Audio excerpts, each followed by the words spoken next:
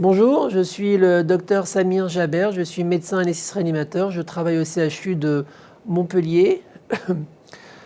Je vais vous parler des indications en 2021 pardon, de la ventilation non invasive.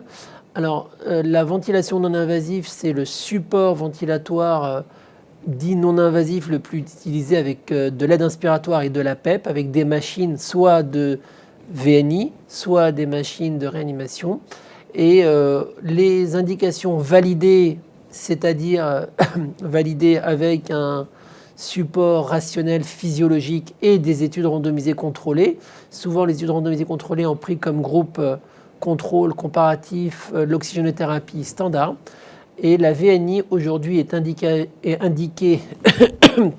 fortement indiquée chez le patient bronchopneumopathe chronique obstructif, c'est-à-dire le patient BPCO, lors de décompensation aiguë et surtout lorsqu'elle est hypercapnique.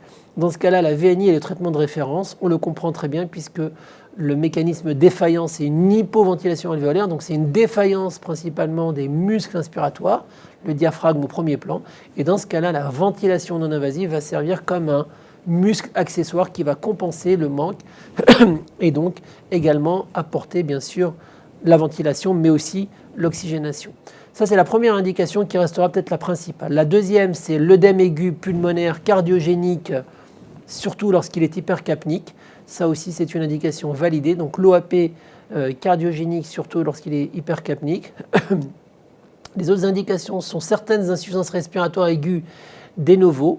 Chez les patients d'hématologie immunodéprimée, on a des données assez importantes. Lorsque le groupe contrôle est l'oxygène standard, on n'a pas les mêmes choses lorsque le groupe contrôle est l'oxygénothérapie à haut débit. Dans ce cas-là, la différence est moins évidente. Enfin, les autres indications sont parfois l'indication de la ventilation non invasive en post-opératoire. On a aujourd'hui des études randomisées de haut niveau lorsque l'insuffisance respiratoire aiguë survient en post-opératoire et après lorsqu'on a éliminé un problème chirurgical. On ne peut pas considérer la VNI en post-op si on n'a pas éliminé un problème chirurgical.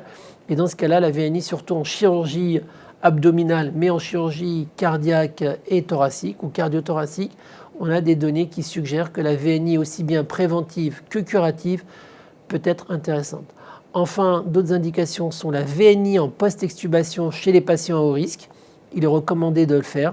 Les patients à haut risque, c'est essentiellement des patients âgés. On dit que les patients âgés, c'est au-delà de 65 ans. Des patients intubés pour un problème cardiaque, essentiellement, et tous les patients fragiles. On a également des arguments pour une population qui est les patients avec obésité, mais ceci, on aura les résultats d'une étude qui vient d'être faite, coordonnée en France, par notre équipe à Montpellier, l'étude Oxtube-Obèse. On aura les résultats très prochainement.